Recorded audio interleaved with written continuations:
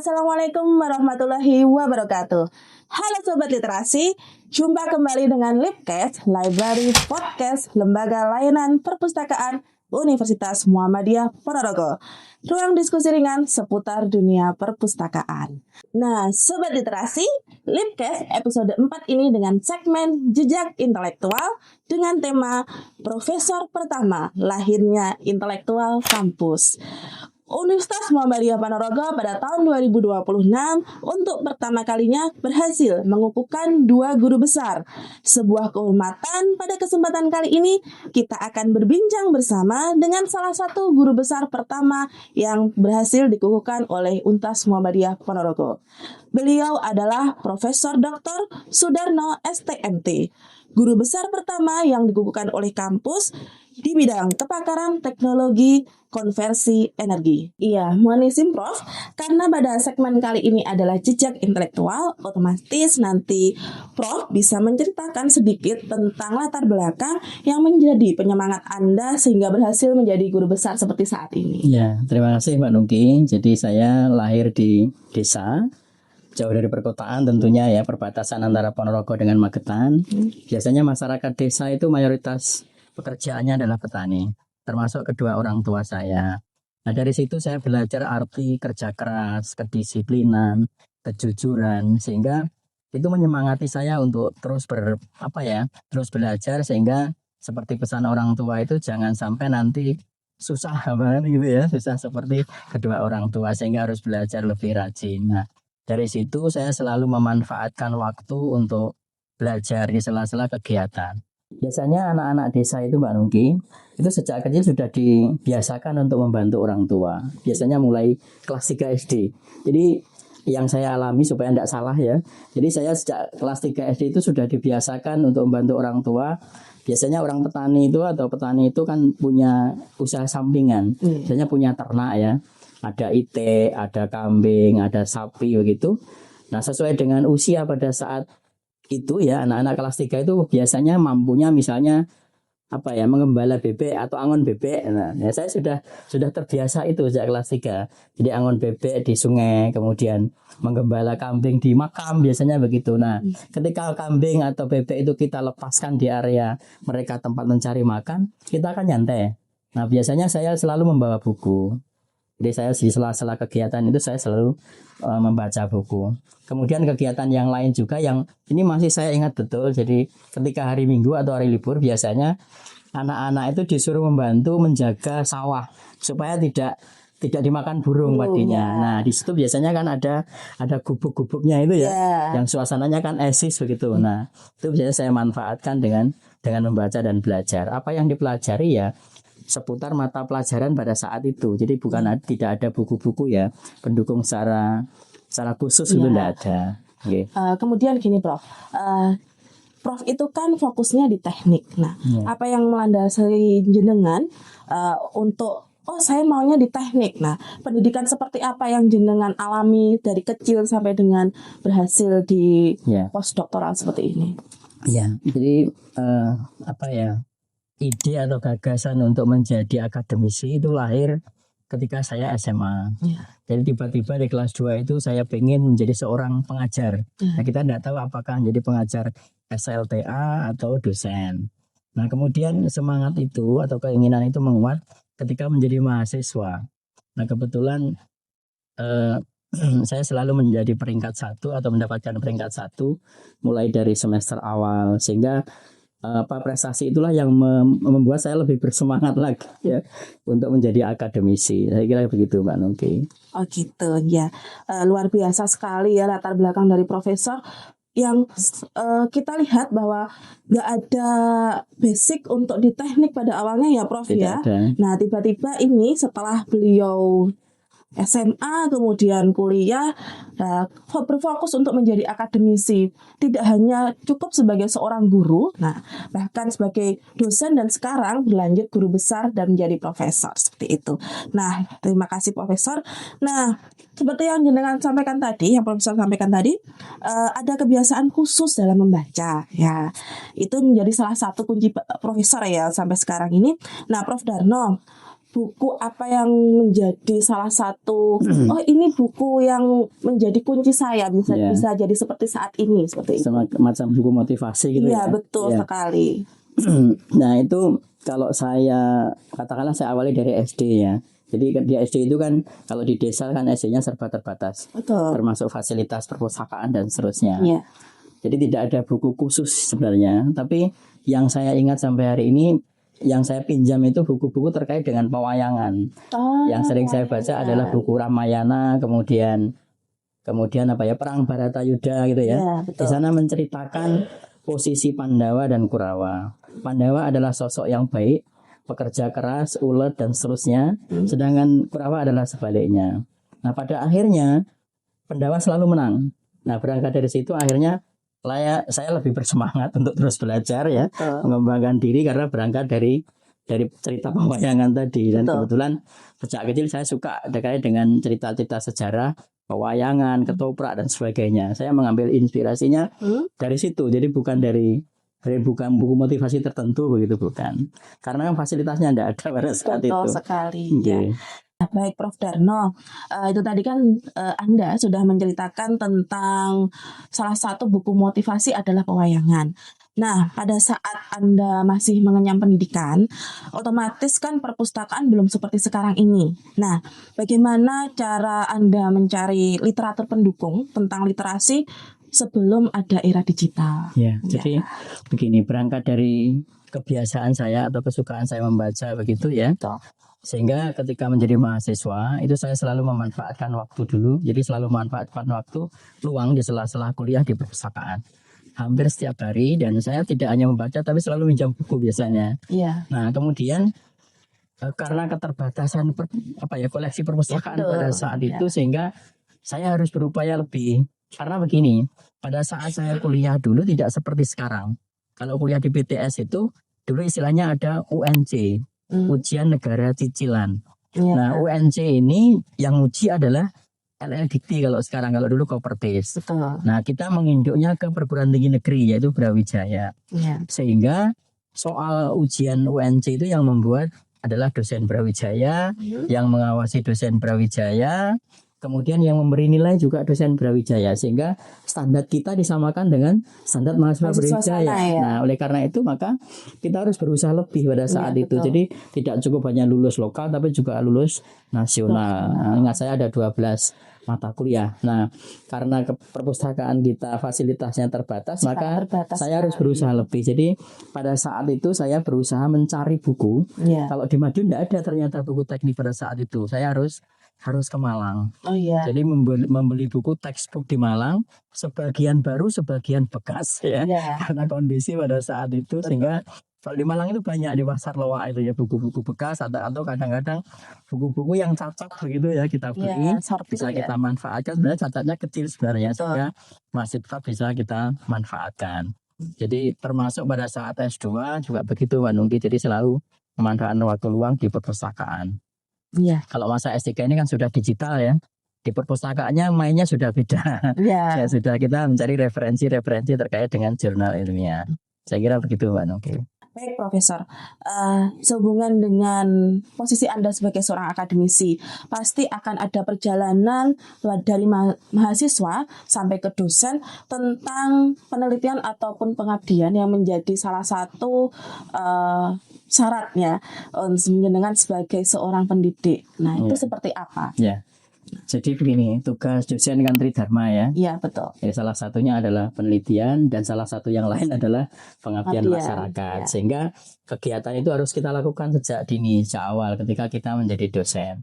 Nah, saran saya kepada para dosen muda, berdasarkan pengalaman saya untuk meniti karir jabatan akademik ya, kalau penelitian itu harus fokus, harus linier ya, tidak boleh nyebrang kemana-mana. Oleh karena itu maka harus tersedia roadmap yang jelas supaya penelitian kita itu fokus satu arah begitu. Betul. Nah sama dengan pendidikan linearitas begitu Pak. Nah, kalau pengabdian silahkan bisa belok kanan, belok kiri, tapi kalau penelitian harus linear betul supaya nanti kepakaran kita itu terlihat secara jelas begitu. Gitu Pak. Terima kasih Profesor. Nah, luar biasa.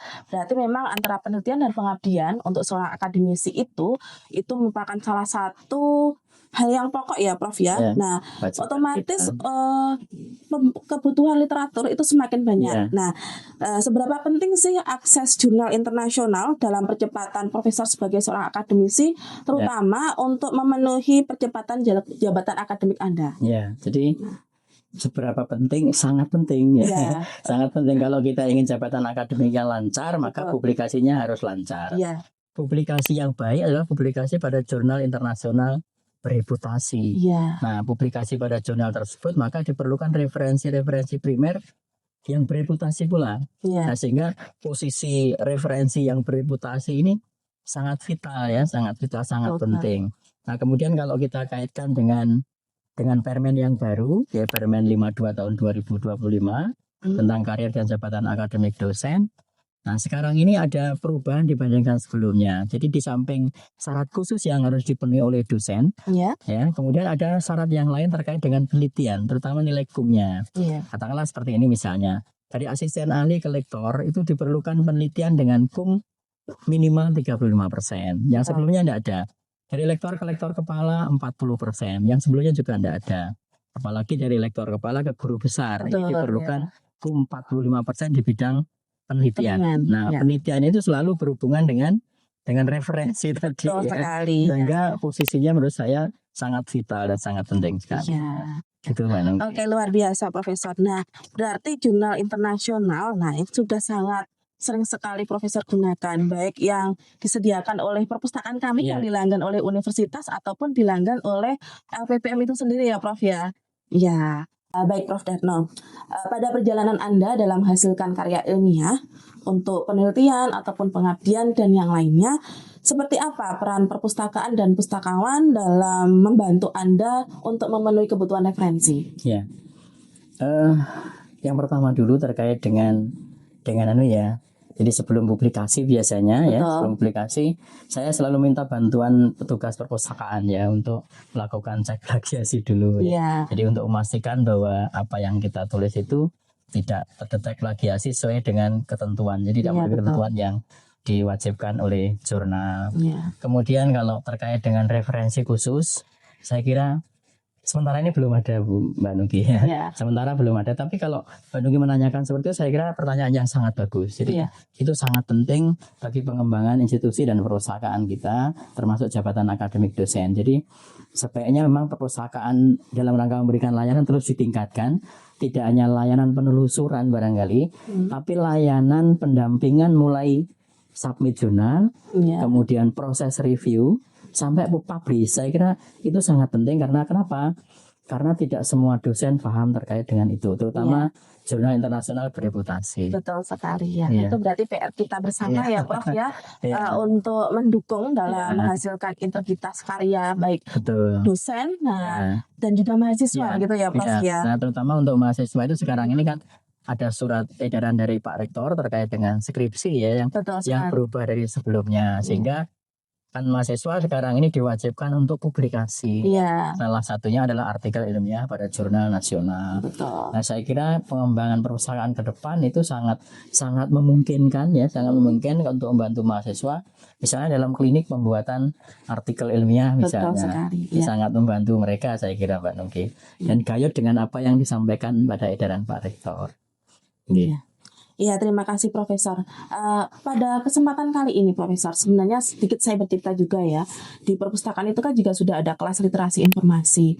Nah, itu memang kelas yang memang kami khusus sediakan untuk mahasiswa dalam rangka membantu mahasiswa untuk menghasilkan karya tulis yang beretika. Maksudnya beretika itu dalam hal konten, kemudian penulisan, juga pencarian referensi. Nah, itu juga sudah mulai kami lakukan. Nah, memang pada saat ini belum banyak didukung oleh dosen ataupun kaprodi ya di lingkungan di kampus. Nah, mungkin pada kesempatan kali ini Bapak Ibu dosen ataupun kaprodi, nah nanti setelah ini, nanti bisa kita saling bersinergi untuk bisa saling menyambut bagaimana kita bisa menghasilkan karya tulis yang berintegritas untuk mendukung integritas dari institusi itu sendiri ya Prof ya. Betul, saya juga sudah tahu perpustakaan kita ini kan sudah istilahnya berpacu juga ya, karena kan akreditasinya sudah bagus, kemudian institusi juga sudah unggul begitu ya. Saya melihat kegiatannya sangat aktif sekali di sini ya, ada bedah buku, kemudian Salah satunya meskipun baru dimulai ya itu ya, Iya. terkait dengan pendampingan klinik pembuatan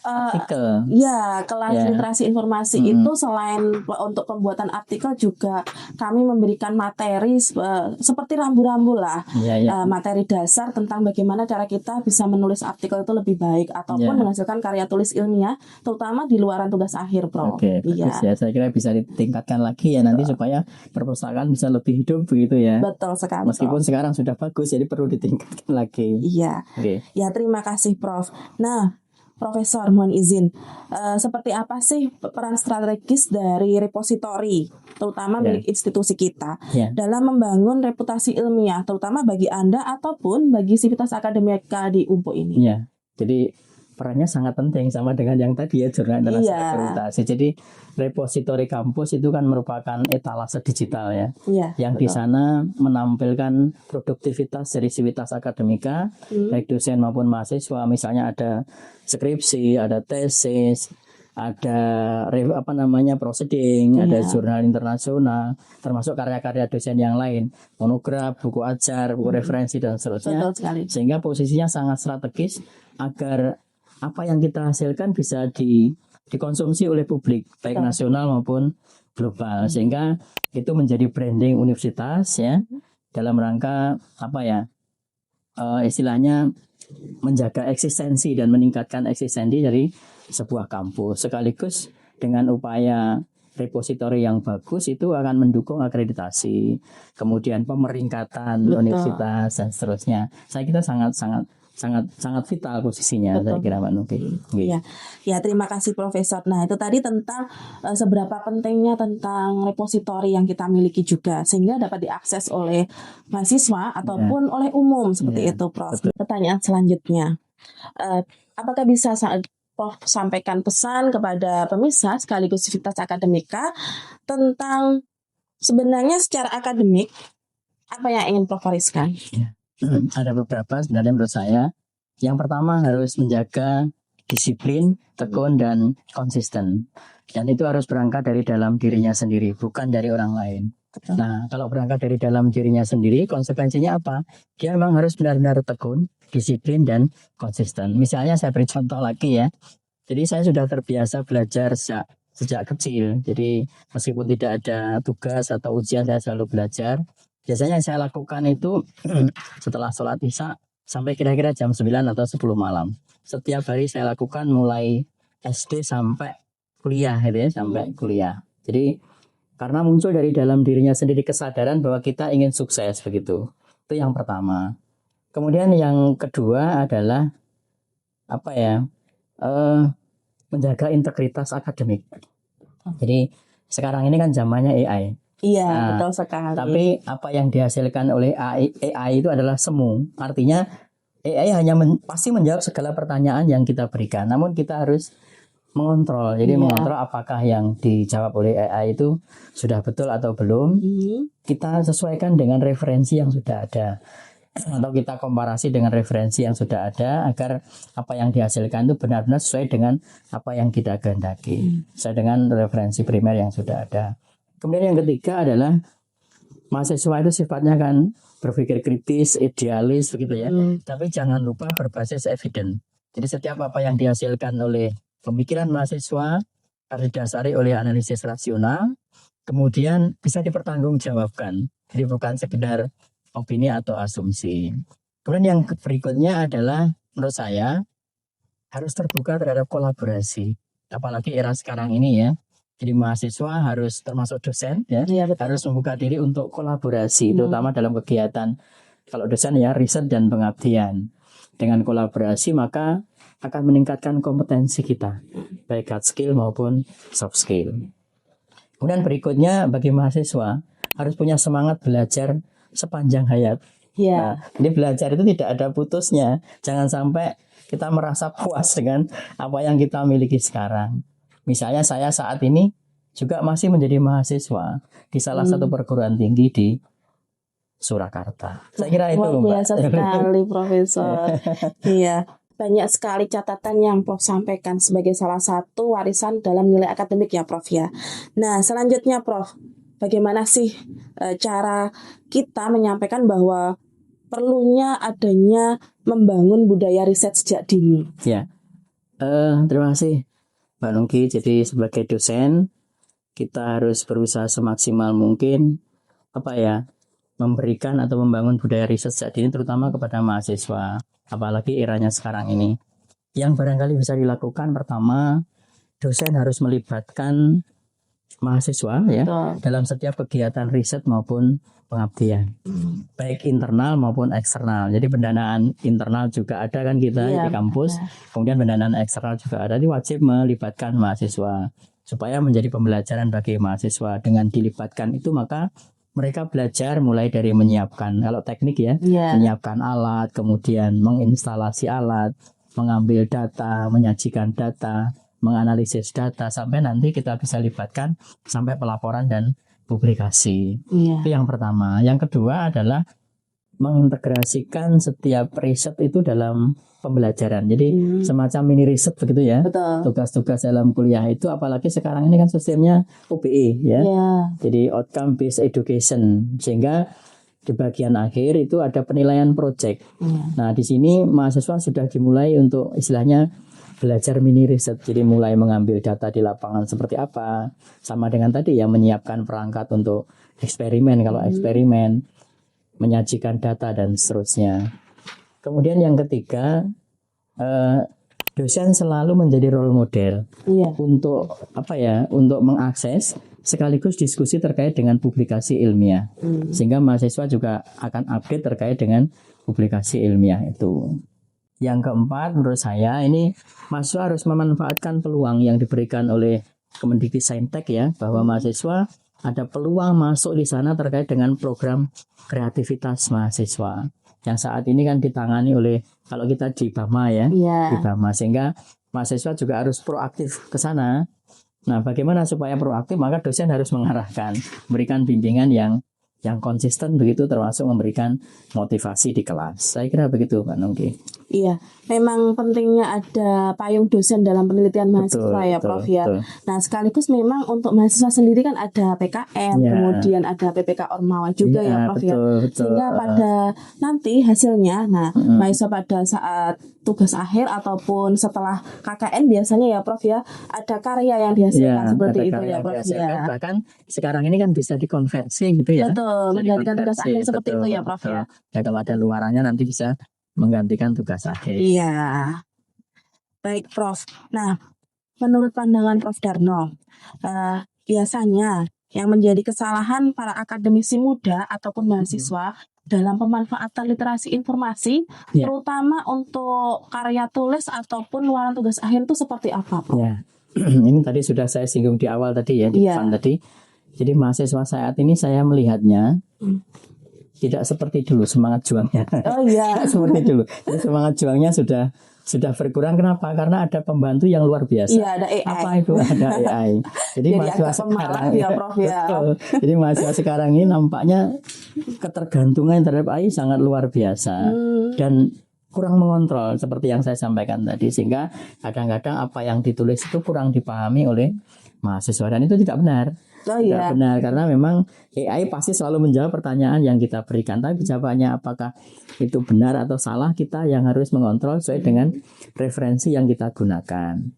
Yang pertama itu. Kemudian yang kedua, pemahaman mahasiswa sendiri terhadap misalnya terkait dengan publikasi tadi ya, seperti yang disampaikan Mbak Nungki, masa belum paham terkait dengan bedanya antara artikel populer dengan artikel ilmiah, kemudian bagaimana menyajikan artikel ilmiah yang benar sesuai dengan template jurnal yang dituju, kemudian belum bisa membedakan apakah jurnal ini baik atau tidak ya, terutama jurnal nasional kalau mahasiswa barangkali ya, apakah ini termasuk peringkat berapa dalam Sinta dan seterusnya. Jadi perlu saya sampaikan begini, Mbak Nungki, ada beda antara peringkat akreditasi jurnal dengan indeks jurnal, terutama nasional ya.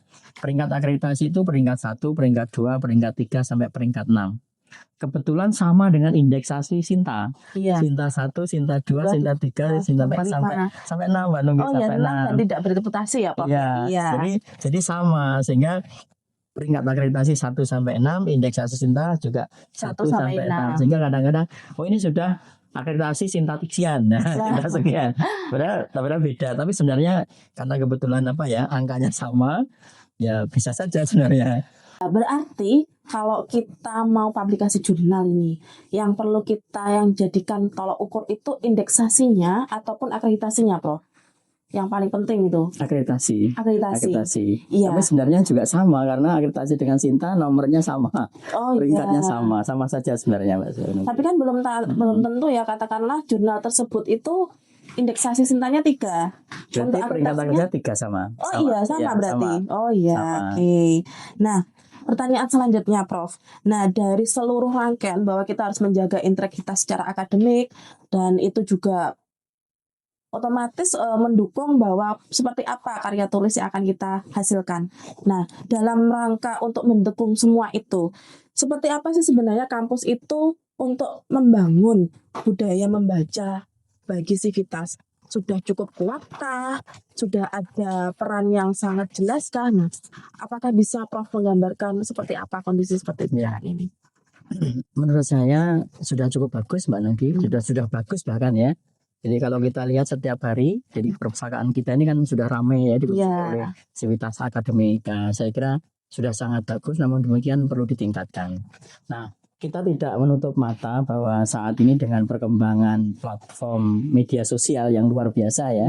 Ada TikTok, kemudian ada Instagram, ada YouTube, ada Facebook dan seterusnya. Ini ada sebagian mahasiswa yang memilih di situ. Iya, referensinya berbeda. Di situ sehingga referensinya medsos. Iya, betul. Dan memang untuk belajar literasi terkait dengan artikel ilmiah itu kan perlu perlu berpikir, perlu pemahaman yang mendalam, artinya perlu konsentrasi ya. Konsentrasi sehingga nampaknya sebagian mahasiswa kita masih memilih yang jalur pintas tadi, yang memanfaatkan media sosial. Tapi memang harapan kita semua bahwa pemanfaatan media sosial jangan sampai salah. Jadi jangan sampai kita hanya menyekrol yang tidak ada tujuan gitu ya. Belum tentu karena yang disampaikan di media sosial itu adalah valid atau akurat ya, Prof. Kadang misalkan materi yang disampaikan itu juga bisa hoax ataupun menegasikan dari artikel yang sebenarnya ada seperti itu ya, Prof. Jadi berarti harus memanfaatkan dan menfilter ya. Evaluasi apa yang disampaikan itu seperti yang kita bahas sebelumnya tadi. Nah, kemudian menurut saya ada beberapa. Yang pertama adalah membangun kewajiban bagi mahasiswa terkait atau berbasis literatur.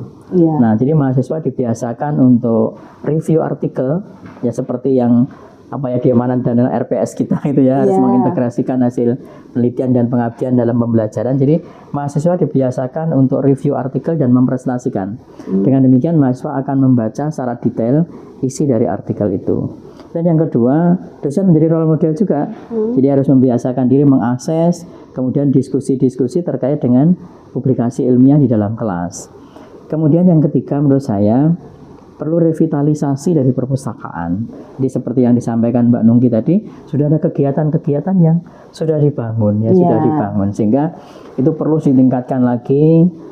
Saya lihat juga sudah banyak kegiatan yang dilakukan, memang betul seperti yang disampaikan Mbak Nungki, tapi terus ditingkatkan lagi seperti yang saya sampaikan di depan tadi, agar perpustakaan menjadi hidup, kemudian semangat mahasiswa untuk menulis menjadi lebih tinggi ya, sehingga output yang dihasilkan nanti benar-benar membawa kampus ini menjadi branding yang bagus begitu.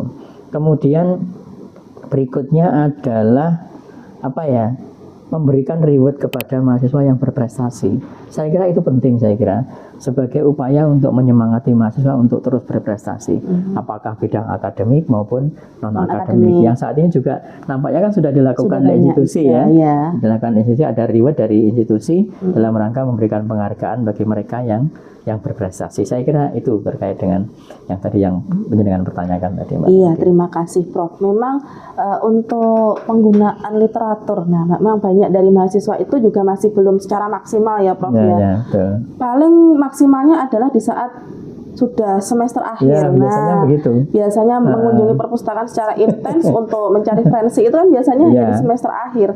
Kalau mungkin di tahun 1-2 itu mungkin di perpustakaan ya hanya sekedar misalkan mencari buku tentang mata kuliah yang mendukung seperti itu.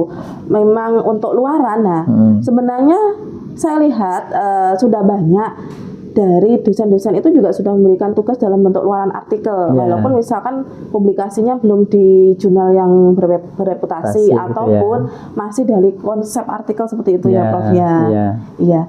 Mungkin kedepannya nanti memang PR kita bersama Prof ya, untuk membangun bagaimana secara akademika nanti nilai untuk apa ya, luaran yang diberikan oleh mahasiswa itu sudah lebih bagus seperti itu ya Prof. Jadi memang kebiasaan mahasiswa kita itu begini Mbak Nungki, yang saya alami bertahun-tahun ini ya.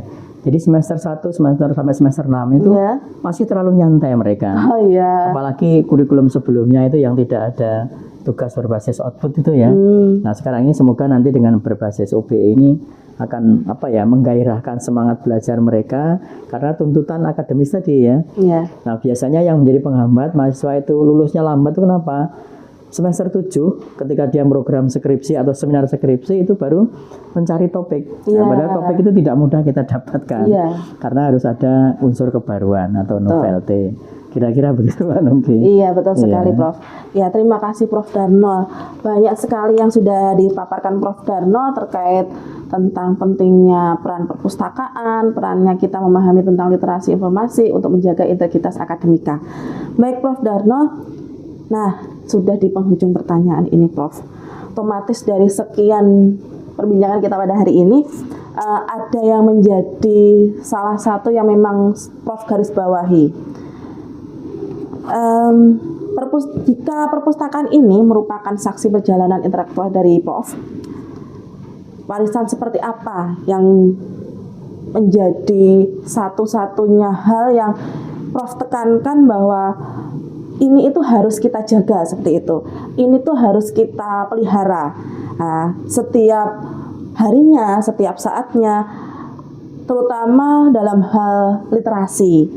Sehingga mahasiswa itu mampu untuk bisa mengimplementasikan dalam kehidupan berpendidikannya ataupun sebagai mereka nanti batu loncatan. Nah, pada saat nanti sudah berhasil untuk di dunia kerja seperti itu Prof. Jadi menurut saya perpustakaan bukan sekedar ruang buku, tapi ruang tempat pertumbuhan intelektual dan ruang perjalanan akademik untuk membentuk pola pikir. Sehingga menurut saya ada beberapa nilai yang perlu ditanamkan pada civitas akademika. Yang pertama adalah nilai keikhlasan. Jadi seperti yang saya sampaikan di awal, harus ada kesadaran diri ya. Harus ada kesadaran diri, semangat belajar karena dalam rangka mencapai cita-cita itu perlu perjuangan. Betul. Yang kedua adalah kesabaran. Jadi untuk untuk memahami suatu tulisan ilmiah itu tidak cukup 1-2 kali baca. Jadi harus beberapa kali baca. Maka perlu kesabaran sehingga bagi mereka yang tidak sabar biasanya memilih media tadi ya.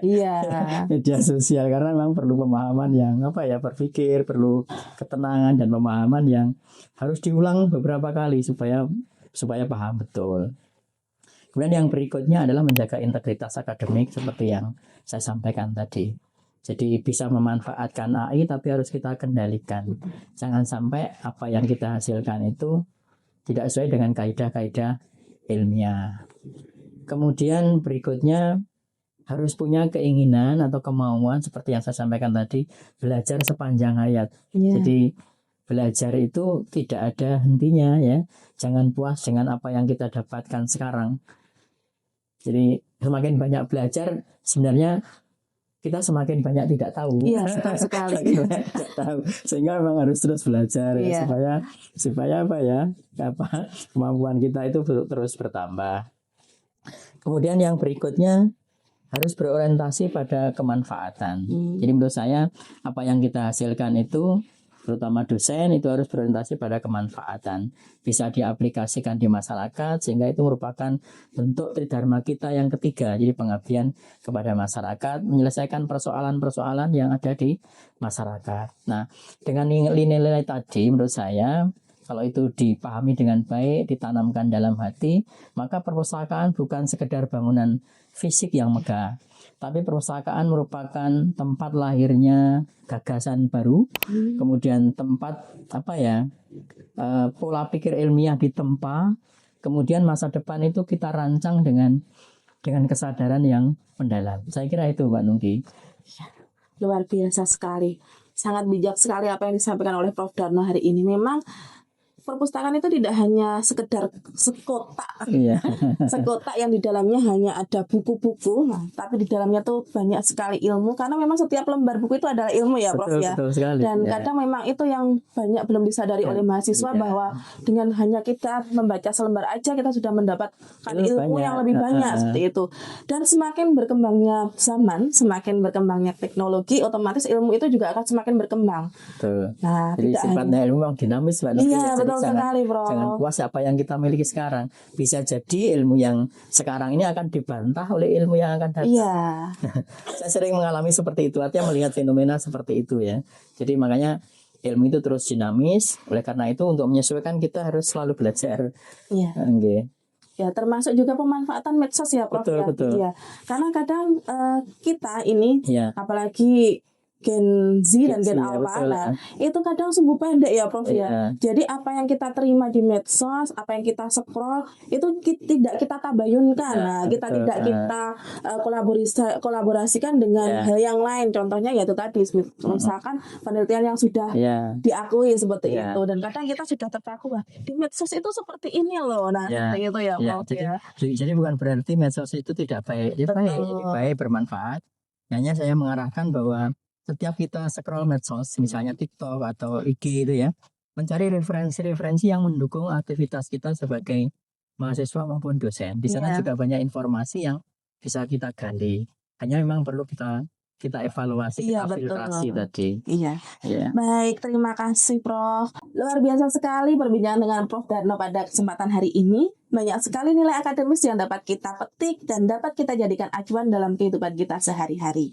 Nah, Sobat Literasi, pada hari ini kita belajar bahwa seorang profesor itu tidak hanya lahir dalam semalam. Prof tumbuh dari halaman-halaman yang dibaca dengan tekun, dari referensi yang ditelusuri dengan sabar, dan dari ruang sunyi yang kita sebut sebagai perpustakaan. Profesor pertama bukan hanya tentang jabatan tinggi, tetapi tentang memulai sebuah tradisi berpikir kritis, tradisi membaca sebelum berbicara, dan tradisi meneliti sebelum menyimpulkan. Perpustakaan bukan sekedar bangunan. Ia adalah saksi perjalanan intelektual, sekaligus rumah bagi gagasan-gagasan yang besar dan lahir berikutnya. Semoga nilai yang hari ini dibagikan kepada pemirsa tidak hanya cukup di ruang podcast ini saja, tetapi hidup di setiap rak buku, di setiap repositori, dan di setiap mahasiswa yang memilih untuk membaca lebih dalam. Terima kasih Prof. Darno atas kesempatan hari ini, atas segala inspirasi dan waktu juga. Saya Nungki, pamit dari Library Podcast, segmen Jejak Intelektual. Sampai jumpa kembali di Library Podcast selanjutnya. Library Unpul, stay young and creative. Wassalamualaikum warahmatullahi wabarakatuh.